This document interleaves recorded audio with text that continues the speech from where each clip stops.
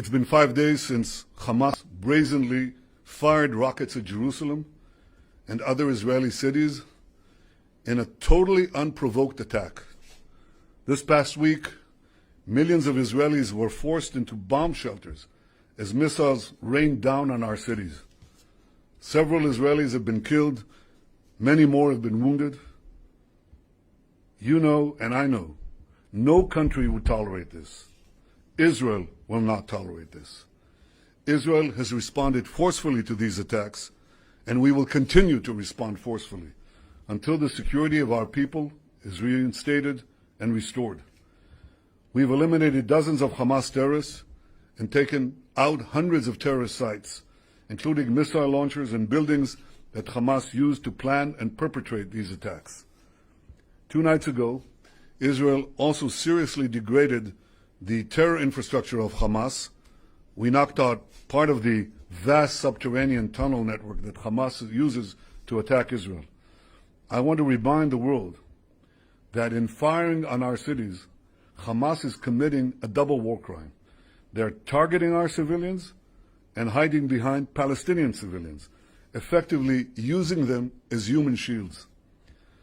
As always, Israel is doing everything possible to protect our civilians and keep Palestinian civilians out of harm's way. We demonstrated this yet again today when we warned civilians to vacate the building used by the Hamas terror intelligence. They vacated the premises before the target was destroyed, and that's why you don't hear of casualties from these collapsing terror towers, because we take special care to avoid these civilian casualties, exactly the opposite of Hamas. Defeating Hamas does not only serve Israel's interest, it serves the interests of all those who seek peace, stability, security in the Middle East. I want to thank Israel's many friends in the international community who have strongly backed Israel's action in defending ourselves. I want to thank the President of the United States, Joe Biden, and I want to thank the many countries, including European countries, that flew the Israeli flag in solidarity on their government buildings.